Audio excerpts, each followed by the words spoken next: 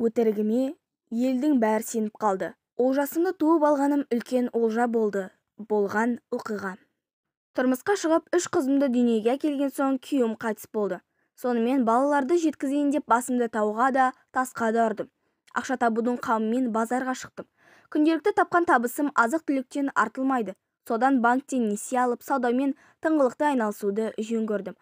Айналамдағы ақша көбейген сайын тауардың түрін де көбейткім келеді. Содан мен Бішкекке барып көтерме бағаға тауар өткізуді қолға алдым. Соның нәтижесінде жағдайым әжептәуір түзелді. Реңім кіріп, киім реттеліп, қыздарымның бүйірі томпая бастады. Үнемі тауар әкелуге жалғыз баратындықтан Бішкектен мені күтіп алатын, қасында еріп жүретін ер азаматтың жоқтығын сыртқа қатты білінеді екен. Кештетіп тауарды алып, оны ептеп, шекарадан жалғыз өткізудің машақаты әжептәуір. Соны шекарада такси болып істейтін бір кісі байқап, көмектесіп жүретін. Сол таксиспен әңгімеміз жарасып кетті. Қашанғы жалғыздықтан жабырқап жүрейін, екеуміз кездесіп тұрдық. Жұбайым қайтыс болған 8 жылдың ішінде айлық белгім бірде келіп, бірде келмей жүрген. Дәрігерлер, сізде климакс басталып жатыр деген соң, ештеңені ойламай бейғамдыққа салғам. Сөйтсем көтеріп қойғам екем. Енді қайттым деп ойлап, дәрігерлерге барып аборт жасатуға шешім қабылдадым. Бірақ дәрігерлер ешқайсысы ондай жауапкершілікті өздеріне алмайтынын айтты. Жасыңыз келіп қалған, қауіпті, деді бәрі жаттап алғандай. 2 ай өз-өзіммен арпалыстым. Ақырында баланың әкесіне жағдайды айту керек деп ойладым. Оның ұлты басқа, елі жері бөлек. Оның үстіне балалы шағалы еркек. Маған мұндай проблема керек емес, өзің көр арғы жағын деп келте қайырды. Сосын амал жоқ босанып, балаға зор боп отырған кісілерге бере салғаным дұрыс-ау дедім. 3 қызым да әлі бой жете қоймаған, жүктіліктің не екенін білмейді. Шығып қалған ішімді барынша жасырып, үйде кең киім киіп амалдадым.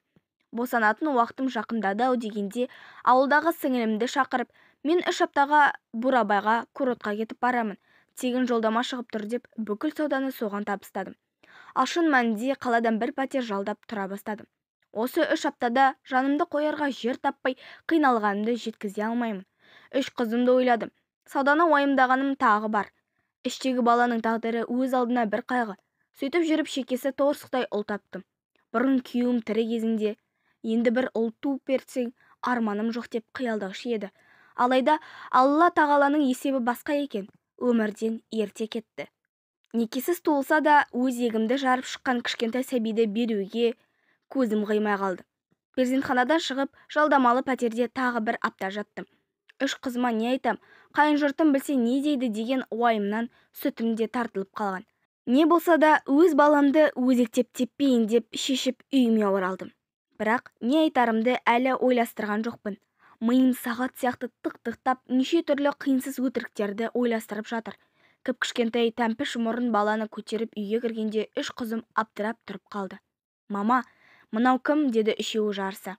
Бұл енді біздің баламыз деп қобалжығанымды барынша білдірмеуге тырыстым. Үлкенімді кішкентай деп жүрсем, есі кіріп қалған екен. Қалай сонда, бұл баланың әкесі кім деп артымнан қалмайды. Сонда Құдай аузыма мынадай өтірікті салды. Бурабайдан қайтып келе жатып пойыздан тауып алдым.